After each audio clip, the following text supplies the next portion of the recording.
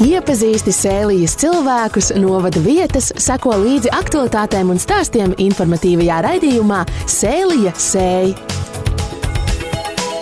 Es tik lādē, es tik pielādē un šauju kā dzietanī dziesmā. Šodien Sēlija sēj raidījumā Mednieki un medības. Radio 1 ētrā Jēkabpilī 107,0 FM, Preiļu pusē 91,6 FM, internetā Radio 1 LV. Studijā Māris Žigats. Sarunā mums piedalās šodien Latvijas Mednieku asociācijas valdes loceklis Oskars Streiliks. Sveicināt, Streilika kungs! Sveiki! Labdien visiem! Un jauns un entuziastisks Jēkabpils novada mednieks Zigurds Adamovičs. Adamovičs kungs, labdien! Labdien! Vai ir, kungi, kādi aptuvenie cipari, cik mums Latvijā uz doto brīdi ir to mednieku un mednieču kopā? Tagad man liekas, kaut kāda pēdējā statistika, ja pastās, tagad neesmu skaties, bet ap 20,000 aktīvo mednieku tie, kas iegādāja sezonas kartes. Pagājušajā gadā, ja nemaldos, bija 18 ar kaut ko tūkstoši. Bija tuvu pie 19, 20, jā, kaut kas tam līdzīgs. Jāskatās, ir statistika. Sezona tikko sāksies ir, jā. Jā, es pieļauju, ka jums ir pieredze arī ar iepriekšējiem gadu, teiksim, desmitiem, vai paliek vairāk mednieku vai mazāk? Kā ir? Vai tas skaits nemainās? Vai visu laiku tā vidēji arī? Šeit varbūt es varu nokomentēt, spriežot priekš tā, ka es vēl sevi uzskatu par jauno mednieku. Esmu viens no jaunākajiem kolektīvā, tad viennozīmīgi liekas, ka mednieku skaits samazinās un tas vidējais vecums ir diezgan liels. Un tos jauniešus piesaistīt paliek arvien grūtāk, kas mums kā medniekiem ir jāmēģina darīt, ko mēs kā kolektīvs arī daram, mēģinam iesaistīt jaunos medniekus, lai viņu skaits arī palielinātos. Tādēļ mans viedoklis liek secināt, ka mednieku skaits nedaudz, bet katru gadu samazinās. Jēkabpils novadā, ko jūs darat? Kādi jums ir plāni? Kā jūs taisat kaut kādas, atvērto durdienas, kaut kādas aicinat skolas, studentus vai kā tas notiek? Kā jūs viņus? Par šo varbūt es esmu domājis, bet vēl neesmu ķēries klāt, ka vajadzētu doties arī uz skolām un runāt par medībām un iesaistīt tos jauniešus tādā veidā. Bet šobrīd kā kolektīvs aicinām jauniešus doties sākumā kā dzinējiem medībās un tad jau lēnām iesaistam arī pašā medību procesā. Labi, par to mēs parunāsim. Par dzinējiem. Man tur ir savs jautājums sagatavots. Streilika kungs. Nav noslēpums, ka jūs esat speciālists arī pa stalbriežiem. Jūs varētu pateikt, kā jums tas amats, jums tur ir diezgan sarežģīts amata nosaukums. Nē, mums ir, klubiņā, mums ir klubs, stalbriežu piebaurotāju klubs. Kas tas tāds ir? Ko jūs darat? Piebaurot. Jūs staigājat pa mežu un aurojat? Gandrīz vai, jā. Jā, tikai noteiktajos brīžos, noteiktajā laikā, tad, kad tas notiek. Tā kā mums tie svētki pa lielam ir rudenī, pēc augusta, septembris, tad, kad stalbriežiem ir riests, jā. Un mūsu klubs, teiksim tā, ir divas lietas, ko mēs parasti izšķiram, ir tātad medības stalbriežu riestā un piebaurošana tieši tā kā medību periodā un tā kā medību ciklā, jā.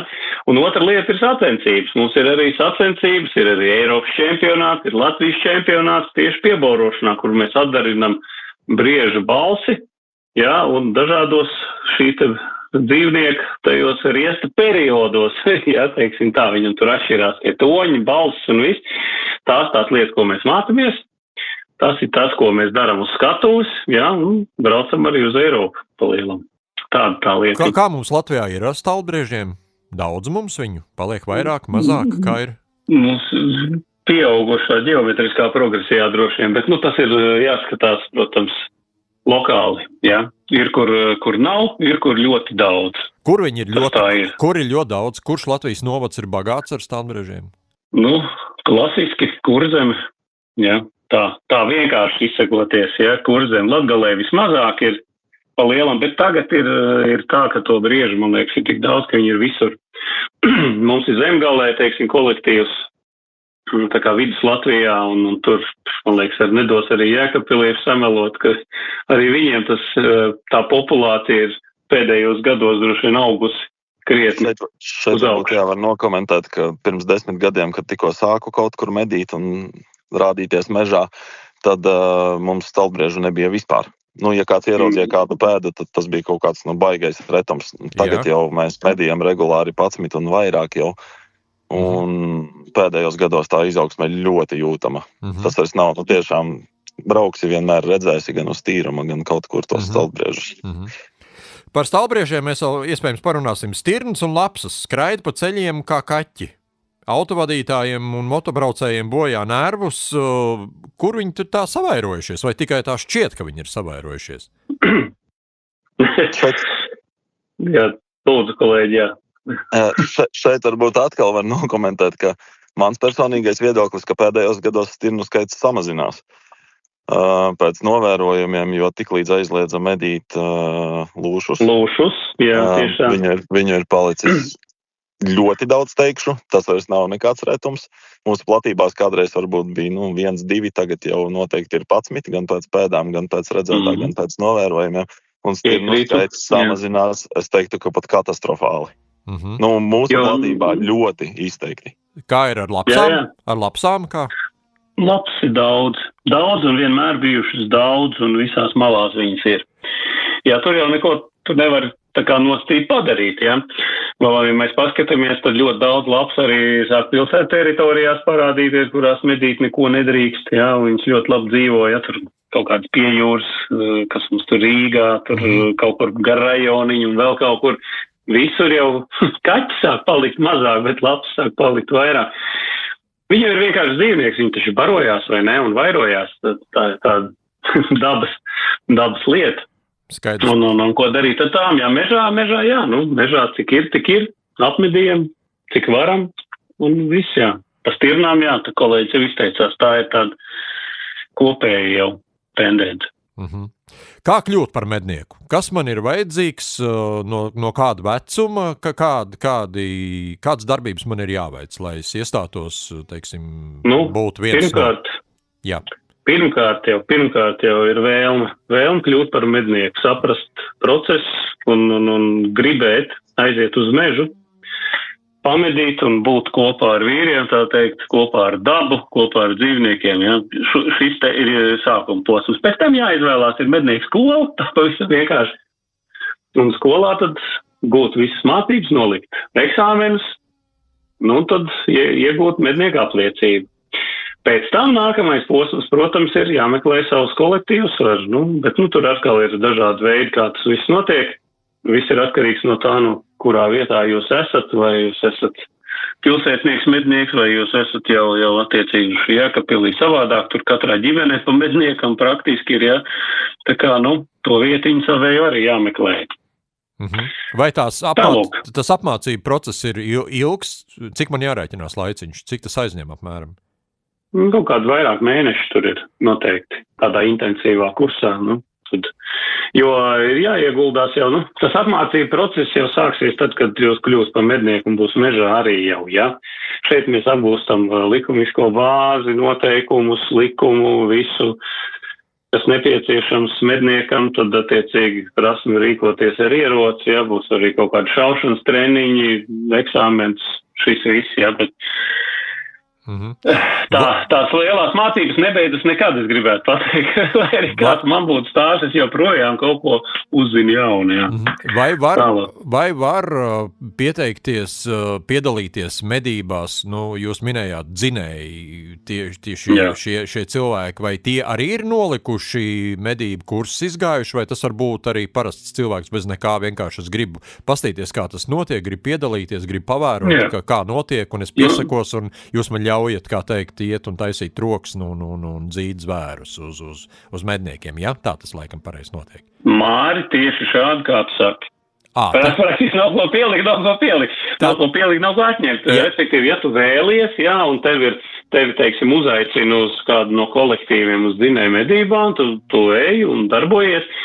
Vēl es gribu pieminēt arī to, kad ņemot vērā šo situāciju, kad dzinējs jau var būt tik viens, ir daudz kolektīvu, kur ir arī tādas tradicionālas ģimeņu medības, piemēram, ja, kad savācās visi mednieki ar sievām bērniem, sievas bērni visi iet dzīt, ja, mednieki stāv uz mastu un medī, tā kā arī tāda veida medības tiek organizēts, un tas ir iespējams. Tad tik viens to var darīt, iepazīties, skatīties, atliek tikai dabūt uzaicinājumu, saprast, uz kuru no kolektīviem doties.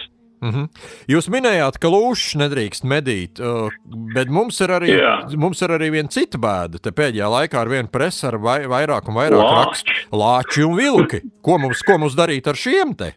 Es pieļauju, ka... Vilks mēs medīt drīkstam noteiktā limitā katru gadu, ko mums izdala, bet lāčus nē. Lāčus nē, lūšas vairs nē. Ko darīt? Neko nedarīt. Pagaidām neko, gaidīsim, skatīsimies, kas notiek. Lāči vairosies, kļūs vairāk. Mest plīnt krūmos un bēgt, ko citu. Mest plīnt krūmos, būt skaļiem mežā, tā teikt, sasmaržoties, klausīties radio, jo cēņais, paņemt kaut kādu atbaidīšanas baloniņu un tā tālāk. Tas viss ir. Adamovičs kungs, vai Sēlijas pusē ir kāda lāču pēda vai vilki? Esat manījuši? Ir? Jā, protams, ir manītas gan bildes barotavās, gan pēdas novērotas, gan kādam ir pārskrējis pār ceļu, citam kājās piecēlēs un pamājis. Lāči ir manīti katru gadu kādu manam Atašienes pusē, un citur arī ir dzirdēts, ka tie lāči ir un vairojās un parādās arvien vairāk. Bet laikam tā tik tiešām ir, ka lāči baidās, cik es saprotu no trokšņa, ka tev ir, ja tu ieraugi sēņotājs vai ilgotājs, ka vajag taisīt troksni, maksimāli kliegt, aurot, baurot un baidīt viņu projām, Mukt laikam nevajagot no viņa, tā es. Nē. Tad, kad jūs viņu jau būsiet ieraudzījis, tad jau pa lielam jau ir bišķiņ jābūt uzmanīgam, protams, bet tā kā preventīvi jūs trokšņojat lācis, nekad uz kontaktu neies mūsu lācis, mūsu platumgrādu lācis, teiksim. Viņš nav tik agresīvs kā kaut kāds amerikāņu melnais vai grizlī, kas var tiešām iet virsū, bet, teiksim, šis ir tāds vairāk miermīlīgs un tā. Tagad ir pavasars, protams, un arī atskatās, vai lācenis būs ar mazuļiem, tad arī, tur labāk netrāpīties tuvumā.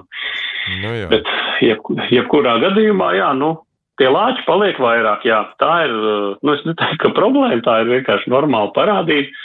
Ja mēs salīdzinām ar Igauniju, tad jau pie mums to lāču praktiski nav, Teiksim, es iedomāties, cik ir, teiksim, uzskaita mums Latvijā tagad. Kaut kur, 190, 150, 190, man liekas, oficiāli tagad ir lāči, Un cik ir Igaunijā, kā tev šķiet? Es lieku uz 500. Ņem vēl vairāk. Virs 1000.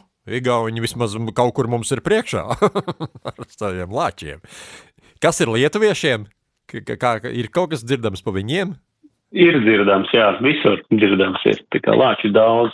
Īpaši, man liekas, Igaunijas pierobežas tur ir pārpilni. Tur ir vispār pilnīgs vārds, kas tur notiek. Skaidrs. Es gribēju parunāt vēl par tādu medīšanas instrumentu kā arbaleti, loki. Vai var ar tādiem arī medīt, vai man ir jāmācās kaut kā, jāapgūst kaut kādas speciālas iemaņas, vai es varu iet kopā ar visiem? Jūs ar bisēm šaujat, es varu ar loku iet blakus un arī medīt? Vai tas ir mēs? Nē, nevar. Īsta atbilde, nē. Labi, pastāstiet tuvāk, vai es varu kaut kādā ar sev līdzīgi domājošiem iet medīt tikai? Praktiski medību rīks, loks un arbalets nav atļauts. Viss, punkts,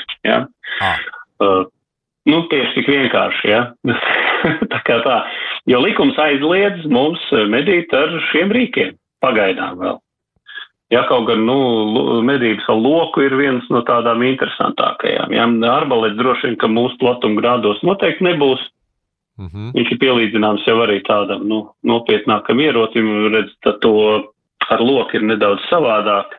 Tomēr pašam ir jābūt pietiekam trenētam un arī jānoliek ir eksāmens, lai varētu medīt ar loku, Ir dažādas arī skolas, kas to nodarbojas, un pārsvarā tās ir no Amerikas nāk, faktiski tās licenzēšanas, bet Latvijā nē. Igaunijā vēl var uz mazajiem, man liekas, uz Pebru varēja medīt, un vēl ir daudz Eiropas valsts, kur var, bet Latvijā vēl pagaidām vēl nevar. Adamovičs kungs, vai Sēlijas pusē arī meitenes, sievietes medī? Ir jums kolēģis? Medī vispār, manā kolektīvā ir viena dāma, medniece, bet esmu dzirdējis, ka citur ir salīdzinoši vairāk.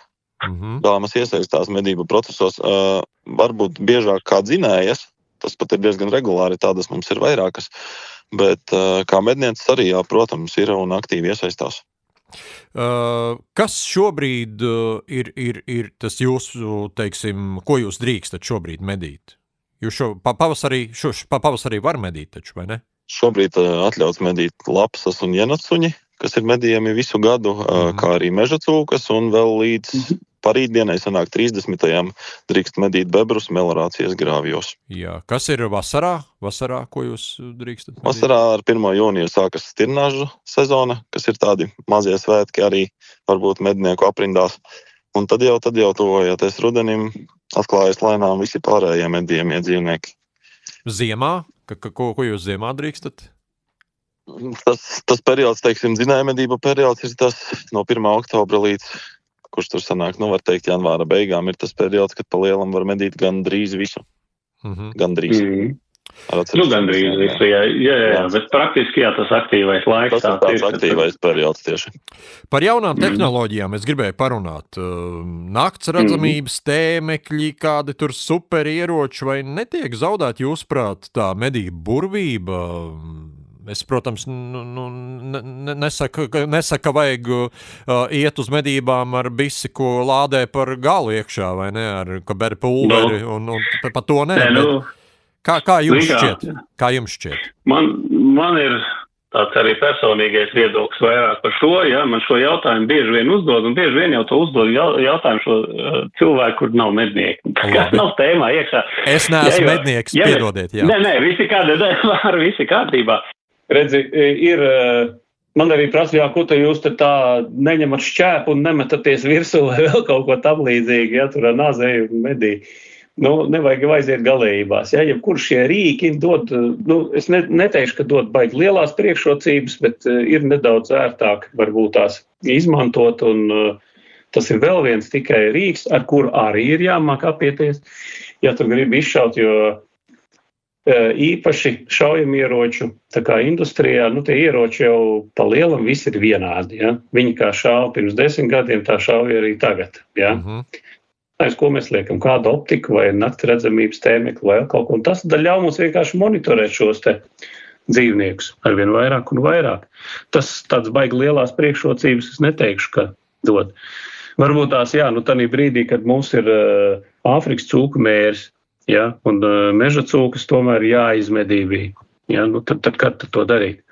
Pa dienu jau nesagaidīs, ja, bet viņas tomēr vairojās, un tā slimība tiek iznēsāta. Līdz ar to, attiecīgi, ņemam talkā naktsredzamības tēmekli un naktī medījam meža cūkas. Adamovičs kungs, kā? Laiks iet, ko es gribēju pateikt, ka laiks jau iet uz priekšu. Viss attīstās. Ja? Te jau tikpat labi es varu pajautāt, kāpēc Bārs nepārvietojās ar zirgu un kamanām, ja? Kāpēc viņš izmanto automobīlu, vai ne? Tā arī medniecībā, modernās tehnoloģijas ienāk medniecībā. Tas ir normāls process, attīstīt. Adamovičs kungs, kā jūs skatāties uz to? Skatos ļoti pozitīvi, gan vieglāk apkarot tās pašas meža cūkas postījumu vietās. Pārsvarā dzīvnieki tomēr pārvietojas naktī. Šeit arī var runāt, man liekas, ka tas ir aktuāls jautājums par briežu medībām ar naktsredzamības ierīcēm. Manuprāt, arī vieglāk būtu ierobežot postījumus, ja tas tiktu atļauts, jo, rudenī, kad tie brieži ir aktīvi un barojas uz laukiem, pārsvarā arī viņi dodas ārā vēlās nakts stundās. Un tā medīšana ir ļoti apgrūtināta tieši no likumiskās puses, ka tu to nevari darīt legāli. Un tāpēc arī ir grūti cīnīties ar tiem postījumiem. Cik bieži zemnieki vēršās pie mednieku kolektīviem ar lūgumu nākt? Bieži jums sanāk pasargāt kādu labības lauku vai? Tagad teiksim, kad meža cūkas ir mazāk pēc Āfrikas cūku mēra uzliesmojuma, tad tik bieži nav, bet iepriekš, kad bija ļoti daudz pirms Āfrikas cūku mēra uzliesmojuma, tad aicināja diezgan bieži nākt palīgā un informēja, kur ir kaut kādi lauki aparti vai uzrakti un labība nolaista, tad mēs tik varējām nācām, bet tagad vairāk tieši uz bebru postījumiem. vairāk par bebru dambjiem, par tādām lietām tiek aicināts sakārtot un to arī aktīvi daram un iesaistamies. Kā ir ar bebriem Sēlijas pusē? Daudz darba? Ir akari, ir sataisījuši daudz mājas? Teiksim tā, ja viena sezona mazliet paslinko, tad nākamajā jau ir ļoti daudz darba. Tas pēc pieredzes. Un ja aktīvi apkaro un cīnās un medī, tad var tikt galā mierīgi. Kas regulē? Ko? Kā, cik, lai nesāktos kaut kāda anarhija, lai katrs, kā teikt, nebliež tad, ko viņam ienāk prātā un kad viņam ienāk prātā. Kas ir tās institūcijas, kas jūs medniekus kontrolē? Trēlikungs? Jā, Valsts meža dienests, protams. Jā, tā ir tāda galvenā institūcija, kas mūs arī pārbauda arī medību laikā. Jā, otrkārt, ka tas ir likums un tie ir medību noteikumi ar savu medību kalendāru. Ja, tā kā jau iepriekš runājām, kad tad ko drīkst medīt, tad mums ir stingri reglamentēts, no kura datuma līdz kuram kādas sugas to drīkst apmedīt, ja, ko konkrēti. Tā ir viena lieta, jā, un attiecīgi mēs iegādājamies vēl sezonas kartes katru gadu. Medniekiem ir jautrs jaunais gads, ja, mednieku jaunais gads sāks 1. aprīlī, kas, ja mums sezona tieši tādā brīdī sāks, tad mēs pērkam jaunās sezonas kartes un tad varam doties medībās. Un mūs pārbauda Valsts meža dienesta inspektori. Arī ļoti regulāri un tā kā uztur kārtību, teiksim tā. Tas notiek. Es tieši par to, jo šur tur dzird kaut kādas stāsts nelabas visādi un tie nostāsti jau par medniekiem un anekdotas, kā mēs zinām, ir pietiekami daudz. Daudz un vecas, teiksim tā, ir daudzi tādi jau stereotipi iesakņojušies, jā, bet es teikšu tā, ka tas viss sen jau ir mainījies. Vairāk tas tā nenotiek un teiksim, ja kādreiz arī padomju laikos, jā, tad bija ļoti aktuāls iederšanas vai vēl kaut kas, kaut kas tāds tagad ar ieroci rokās vispār nenotiek noteikti. Es neesmu redzējis un nezinu nevienu kolektīvu, kur tas tā notiek, ja. Ja jau veči baigi grib, tad aiziet uz mājām, noliek ieroci seifā un nāk izklaidēties mednieku māju, bet arī viņš jau medības ir veikušās, jau dar, ko grib, vai ne? Bet tā medību laikā, nē, mums ir nezinu, cita paudze, cita domāšana arī tagad. Tā kā, Labi, noslēdzot. Man grūti. Noslēdzot mūsu sarunu, es gribēju apjautāt par mednieku labākajiem draugiem, kas ir suņi. Kā, ja es esmu mednieks, man vajag obligāti to sunīti, vai es varu būt mednieks bez sunīšu? Vai man vajag pašam savu suni? Kā ir? Man personīgi šobrīd nav medības suns. Ļoti varbūt gribētu, bet šobrīd nav tādas iespējas varbūt. Bet tas nav obligāts pasākums, bet tiem, kam ir, tas ir ar sirdi un dvēseli iekšā, un tad tev tas ir reāli labākais draugs, ar ko te pavadi laiku ikdienā un dodies kopā medībās. Tas tāds mans novērojums. Jūs varat izmantot arī tā kā kaimiņu suni kaut kā ņemt palīgā, vai viņš tikai kalpo tikai savam saimniekam? Es nekad neesmu īsti sapratis to procesu, kā tas notiek. Nē, jūs jau medībās tu drīkst izmantot tikai medību sunu šķirnes. Jā, to es saprotu. Tā kā ar savu pasītu un tā, protams, ja tu esi liels draugs kaimiņu sunim, jā, un kaimiņš saka, labi, ej medībās, droši vien jau, ka tā var. Bet kuru katru suni tā vienkārši tāpat paņemt nevar. Dokumentiem jābūt, ir potēšanas pasē jābūt, kā visam ir jābūt uz vietas, un suņi tiek reģistrēti arī. Viņam jābūt mācītām tieši medībām, jā? Bet, protams, jā, tā suņi jāvāc ir, tas ir arī svarīgs process ir, jā. Arī uz ko, vai uz asinspērta sunīt, vai uz dzīšanu vairāk viņš ir trenēts, jā, vai. Tā kā tur tiem suņiem jau katram arī ir savs uzdevums, jā, un katrs pielāgo to savu sunīt. Viņa jau nav tā, ka ir super universāli suņi. Katram tomēr vairāk vai mazāk. Vienu tīru uz putniem, vienu tīru uz dzīšanu, vienu tīru uz asinspēdu. Ir arī universālāk, jā, bet teiksim, vairāk notiek tas sadalījums. Katram to tā nosliec uz kaut kādu darbu ir vairāk. Jā.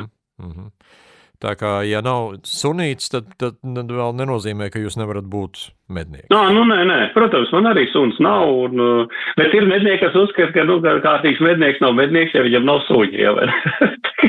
Vienkārši ilgāk jāmeklē, bet tāpēc ir kolēģi ar suņiem, ja, teiksim, sanāk un vajag asinspēdu suni, tad parasti zvanu un tad atbrauc un sameklē un strādāja. Tā jūs izmantojat, kā teikt, savu medību partneru pakalpojumus? Ir mednieku sabiedrībā tā ir tāda normāla praksa arī ir, kad ir daudz arī pasaulē, Eiropā, teiksim, ir arī šī te praksa tiek piekopta, piemēram, ir ievainots dzīvnieks, tā sanāk, un tad viņi zvana uzreiz ir tuvējā reģionā, piemēram, cilvēkam, kas ir ar asinspēdu suni, viņš tiek izsaukts, viņš atbrauc, sameklē, viss izdara līdz galam, kā tad nāks, ka tā. Skaidrs.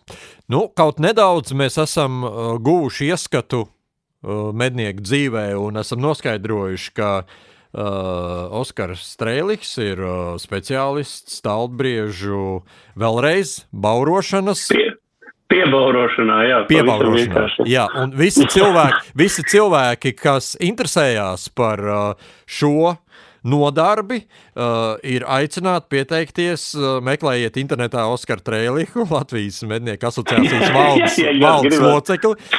Visi cilvēki, kam interesē parunāt par tām lietām, kā tas darās, kā tas notiek, varbūt kādam ir milzīgs talants, viņš ir varbūt sliks mednieks, bet lielisks, kā teikt, stalbriežu piebaurotājs. Es aicinātu drīzāk, jā, ne tikai man sazināties ar mani, bet arī atbraukt uz mednieku festivālu, ja, kas notiek katru gadu augusta 1. sestdienā uz Vinhauzeni. Ja, un tur jau tikties ar visiem medniekiem, ar lielu kopienu, un tur mums arī notiek Latvijas čempionāts. Tur mēs tad varam arī aprunāties. Super, paldies. Paldies, kungi, par sarunu. Paldies arī Zigurdam Adamovičam, kas bija no Jēkabpils novada puses. Jaunais mednieks, entuziasts, un es novēlu Adamoviču kungam tikt ātri pie suņa. Un lai jums veicās piesaistīt jaunos medniekus, interesēt jauniešu, lai šī nodarba, kā teikt, neiet zudībā, jo jaunā paudze nāk ar jaunām vēlmēm, jaunu pasaules redzējumu, pilnīgi iespējams, ka viņi nemaz negrib to darīt, viņiem nepatīk. Tā kā, katram laikam savs izklaides, kā teikt. Paldies, kungi, par sarunu. Ko mednieki novēl viens otram, dodoties medībā? Šauj garām. Ne pūkas. Ne pūkas, un šauj garām. Labi, paldies par sarunu, šaujiet garām un ne pūkas jums. Visu labi, atā. Visu labi. Atā. Šis bija informatīvais raidījums Sēlija sēj par Sēlijas cilvēkiem, novada vietām, aktualitātēm un stāstiem Radio 1 raidījumā Sēlija sēj trešdienās 16:10 un atkārtojumā sestdienās 11:11 un svētdienās 15:15. Sēlija sēj finansē Mediju atbalsta fonds no Latvijas valsts budžeta līdzekļiem. Par raidījumu cikla Sēlija sēj saturu atbildes jā, Radio 1.